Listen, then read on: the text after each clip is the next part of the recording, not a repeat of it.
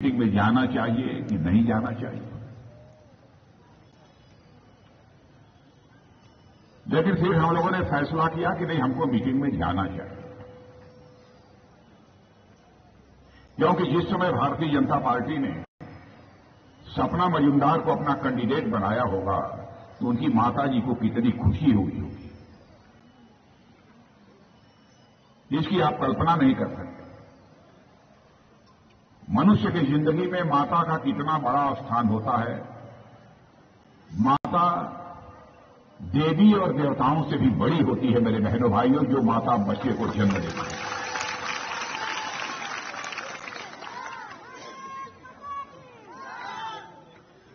किसी भी मां को बेटे और बेटी की क्या अहमियत होती है हमको बताने की कोई जरूरत नहीं है। सोने से भी मूल्यवान वो बेटा और बेटी होता है किसी भी मां के लिए। मां अपनी जिंदगी दे सकती है, लेकिन अपने जिंदा रहते वो कभी भी अपने बेटे और बेटे की जिंदगी जाते हुए नहीं देखना चाहिए। मां पूजनीय होती है। और मैं सोच रहा हूं कि आज सपना मजूमदार की माता जिंदा होती, 16 तारीख के वोटिंग के बाद जब रिजल्ट डिक्लेयर होता और सपना मजूमदार जब एमएलए बन जाती, जब विधायक बन जाती, तो उनकी मां को कितनी बड़ी खुशी हुई होती है।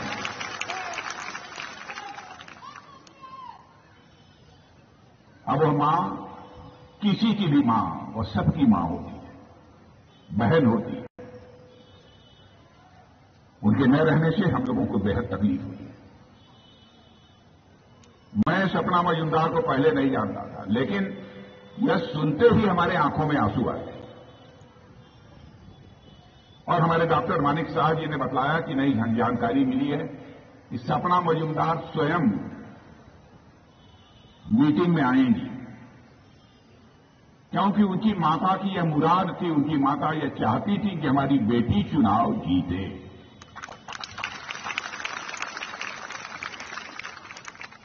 अपना कलेजा मजबूत करके सपना मजूमदार आज आपके बीच आई है। मैं ऐसी बहादुर महिला सपना मजूमदार को मैं अपनी तरफ से बधाई देता हूं। सपना मजूमदार का मैं अभिनंदन करता हूं कि कितनी बहादुर माता की बहादुर बेटी। और बहनों भाइयों, आप बांग्लादेश के बॉर्डर पर रहते हैं। मैं डॉक्टर मिलन दास से पूछ रहा था कि ये बताओ, बांग्लादेश का बॉर्डर इतना नजदीक है, यहां के लोगों को क्या परेशानी होती है? तो उन्होंने मुझे ये बताया कि साहब, जब अटल बिहारी वाजपेयी जी की गवर्नमेंट यहां पर थी, तब यहां फेंसिंग हो गई है, इसलिए बांग्लादेशी यदि कोई यहां आना चाहता है तो आ नहीं पाता। कांग्रेस की गवर्नमेंट थी तब यह फेंसिंग नहीं हुई थी। कांग्रेस सीपीएम की गवर्नमेंट थी तब यह फेंसिंग नहीं हुई थी। यह फेंसिंग भी तभी हुई जब भारतीय जनता पार्टी की गवर्नमेंट सेंटर में बनी है मेरे बहनों भाई।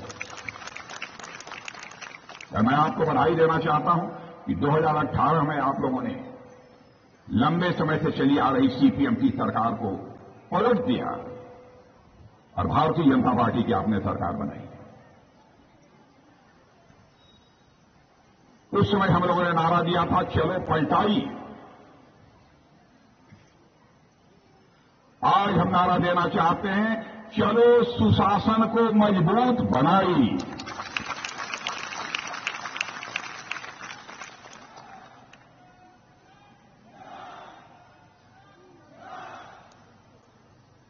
आप लोगों ने यहां पर कांग्रेस की सरकारों को भी काम करते हुए देखा है,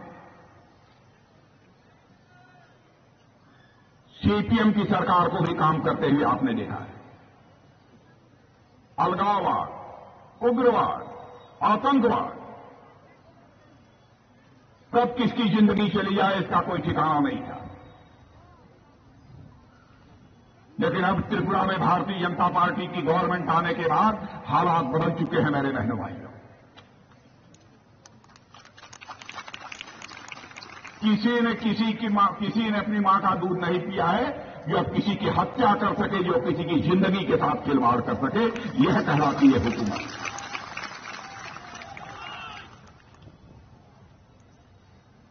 यदि अब किसी को कोई परेशान करने की कोशिश करेगा तो उसका स्थान उसका घर नहीं होगा, सरकार की जेल होगी।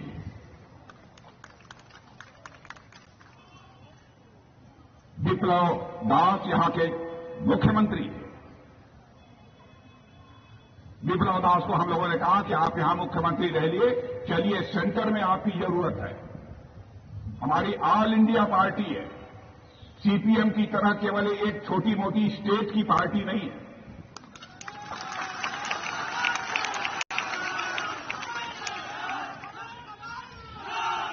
विप्लव दास को हम लोगों ने कहा चलिए, दिल्ली पार्टी ने आदेश दिया विप्लव दास को, हम लोगों ने आदेश दिया और उनको राज्यसभा, जो संसद का सबसे बड़ा सदन होता है, सर्वोच्च सदन, उस राज्यसभा का उनको मेंबर बना दिया, क्योंकि उन्होंने अच्छा काम किया था। भारतीय जनता पार्टी ने पुरस्कार दिया।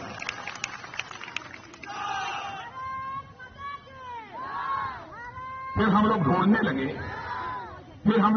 लगे, भाई विप्लव दास को यदि हम वहां ले जा रहे हैं, उनका प्रमोशन कर रहे हैं, तो हम यहां का मुख्यमंत्री किसको बनाएं? हम लोग ढूंढने लगे, तो हम लोगों की नजर जिस पर जाकर टिकी वो डॉक्टर मानिक साहब थे, जिनके ऊपर नजर जाकर टिकी। और हम लोगों ने कहा, सोचा, एक बहुत ही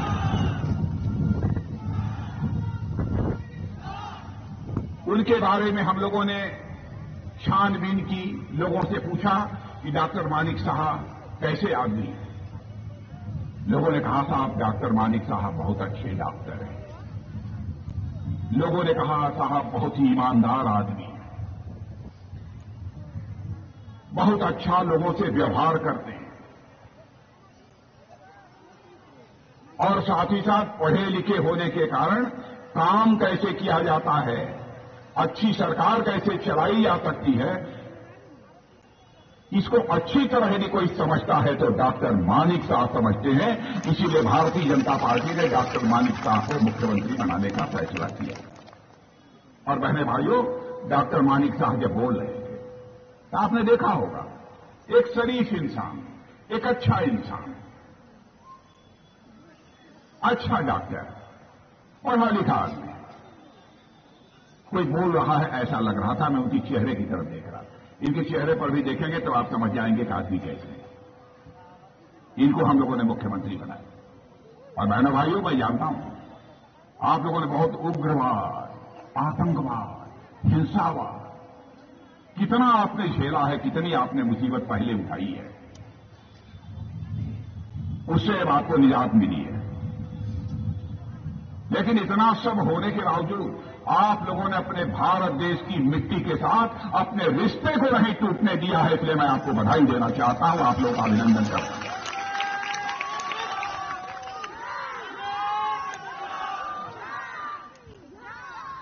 मैं लगभग 20 वर्षों से त्रिपुरा लगातार आ रहा हूं। मैंने देखा था त्रिपुरा कितना पिछड़ा हुआ था। 2005 से लेकर 18 तक लगातार इतने वर्षों तक सीपीएम की सरकार थी, फिर भी यह राज्य पिछड़ा रह गया। मैं सीपीएम के लोगों से पूछना चाहता हूं, लंबे समय तक त्रिपुरा में यदि किसी दो राजनीतिक पार्टियों ने हुकूमत की है तो या तो कांग्रेस ने हुकूमत किया है अथवा जो है सीपीएम ने किया। क्यों यह त्रिपुरा राज्य पिछड़ा रह गया? भारतीय जनता पार्टी की सरकार के 2018 में आने के बाद तब जाकर त्रिपुरा राज्य का विकास हुआ है। अब त्रिपुरा राज्य पहले से बदला हुआ राज्य दिखाई दे रहा है। और मेरे भाइयों, हमारी बात सच हो तो ताली बजाइएगा, नहीं तो मत बजाइएगा।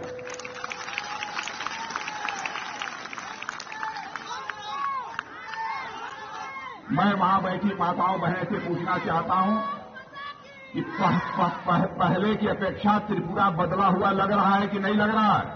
मैं वो माताएं बहनें उनसे पूछना चाहता हूं।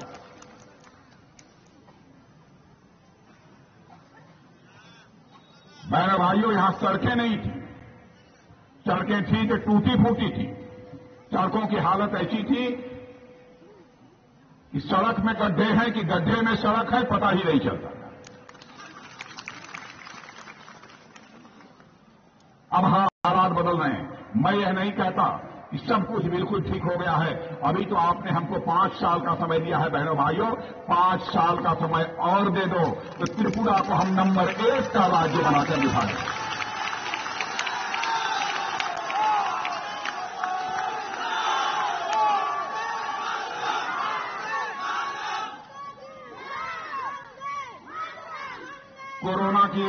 कोरोना की महामारी आई थी कि नहीं आई थी? कोरोना, माताओं बहनों बताओ, हम कोरोना आया था कि नहीं? यहां आया था ना? कोरोना के दौरान सबको 2-2 डोज कम से कम लग गए हैं वैक्सीन के कि नहीं लग गए हैं? सबको माताओं बहनों आपको वैक्सीन का डोज लगा है कि नहीं? जरा हाथ उठाकर बताइए आप लोग वहां जो हैं। बहनों भाइयों, दुनिया में किसी दूसरे देश में लोगों को 2-2, 3-3 डोज वैक्सीन की नहीं लगी है तो भारत में लगी है और मोदी जी ने लगवाया।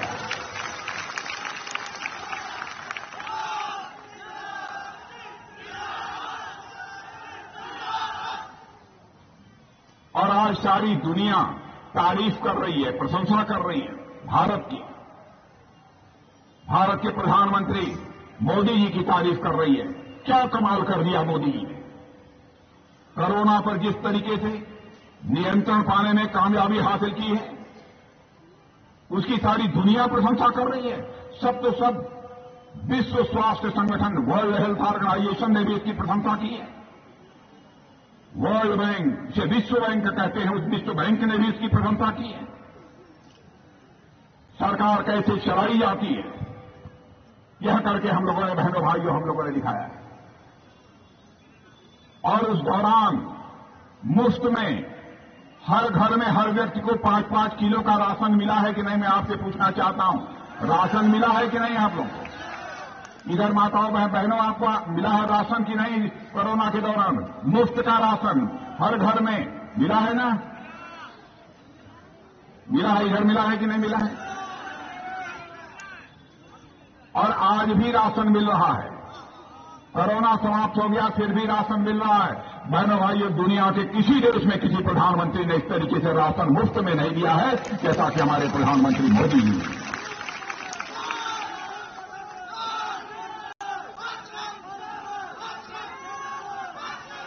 सीपीएम और कांग्रेस के राज्य में भय, भूख और भ्रष्टाचार का बोलबाला था, लेकिन वह सारी चीजें पूरी तरह से समाप्त हो चुकी हैं। और आप लोगों ने भारतीय जनता पार्टी, जो 2018 तक त्रिपुरा की राजनीति में जीरो थी, 2018 में आप लोगों ने ऐसा कमाल कर दिया कि जो बीजेपी जीरो थी उसको आपने हीरो बना दिया। मेरे बहनों भाइयों, इससे आपको बधाई देता हूं। कमाल कर दिया। और मैं उस दौरान 2018 में यहां पर आया था, अगरतला में हमने रोड शो किया था। रोड शो में हमने जो उमंग और उत्साह देखा था, वही उससे ज्यादा उमंग और उत्साह त्रिपुरा की जनता में इस बार मुझे देखने को मिल रहा है। इसलिए मुझे पूरा विश्वास है इस बार 2018 से ज्यादा सीटों पर भारतीय जनता पार्टी को विजय हासिल होने जा रही है।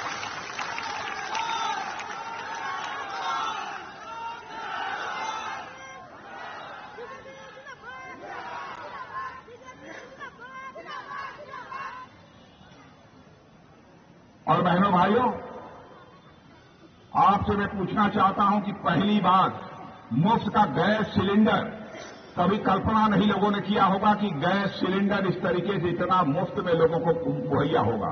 जिन परिवारों में नहीं मिला होगा उनको भी गैस सिलेंडर मुहैया कराया जाएगा। यह हमारे प्रधानमंत्री का फैसला है। गैस सिलेंडर मुफ्त में मिला कि नहीं हमको ये बताइए भाई, ये हाथ उठाकर बताइए मिला है कि नहीं। देख लो मीडिया के लोग, इधर देख लो आप लोग। क्या आपने कभी सोचा था कि ऐसी भी कोई सरकार आएगी, ऐसा भी कोई प्रधानमंत्री आएगा कि मुफ्त का गैस सिलेंडर देगा, मुफ्त का राशन देगा? कल्पना भी नहीं की जा सकती। आयुष्मान भारत का कार्ड 12.5 लाख लोगों को आयुष्मान भारत का कार्ड मिला है। यदि आपकी तबीयत खराब हो जाए तो पूरा 1 साल में 5 लाख रुपए तक का आपका इलाज मुफ्त किया जाएगा। यह है आयुष्मान भारत कार्ड।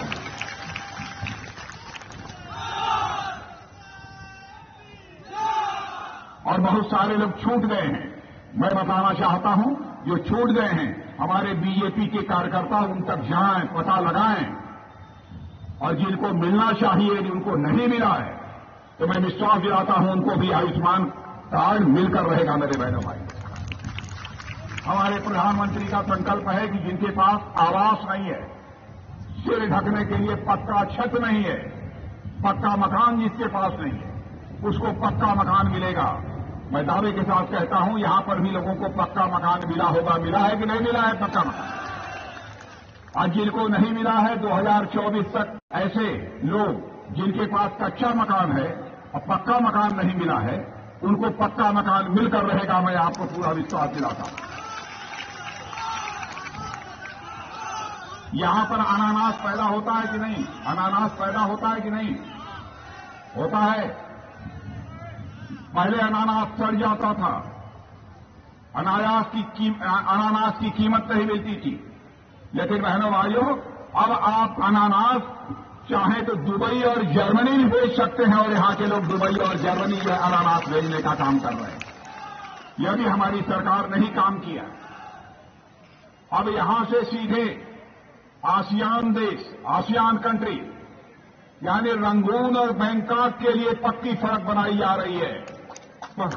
रंगून और बैंकॉक के लिए पक्की सड़क बनाई जा रही है। आप अपना सामान बेचने के लिए रंगून और बैंकॉक ले जाना चाहते हैं तो सड़क मार्ग से ले जा सकते हैं। इंटरनेशनल एयरपोर्ट अगरतला में बनकर तैयार हो गया। यह सब काम जो हुआ है वो भारतीय जनता पार्टी की सरकार के आने के बाद हुआ है। मेरे बहनों भाई, आदिवासी भाइयों के लिए जो काम हुआ है अद्भुत काम हुआ है। मेरे बहनों भाइयों, भारत में, इस देश ने आदिवासी समाज की हमारी एक बहन को देश का राष्ट्रपति बना दिया है, इतने बड़े ओहदे पर पहुंचा दिया।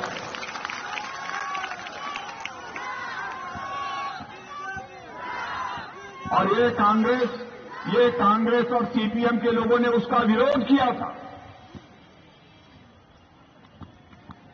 आदिवासी समाज का भी कल्याण यदि कोई कर सकती है तो केवल भारतीय जनता पार्टी कर सकती है। एकलव्य मिशन के अंतर्गत कई कार्यक्रम चलाए जा रहे हैं, और मैं आपको जानकारी देना चाहता हूं मेरे बहनों भाइयों, कैसे पहले यहां पर आदिवासियों के कल्याण के लिए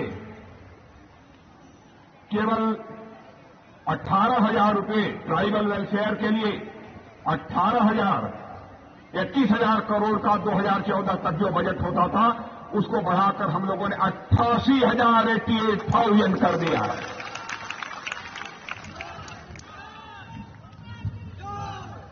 इससे बड़ा काम मैं समझता हूं कि और कोई भी राजनीतिक पार्टी भले ही सरकार बन जाए वह नहीं कर सकती है जो आप लोगों ने आकर यहां पर किया है।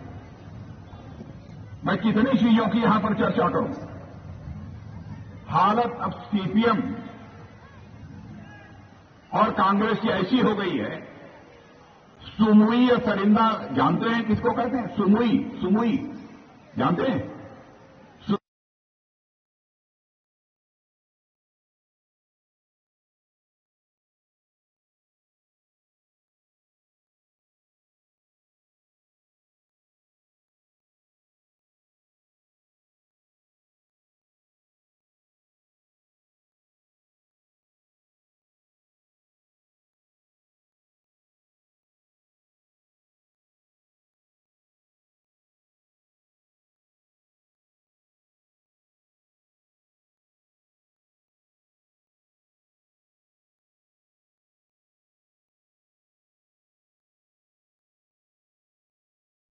সোনার ত্রিপুরা বানাই, এগিয়ে আসুন ভাইয়েরা বোনেরা ও সবাই, গঠন করুন আবার মোদি মানিক সাহার সরকার।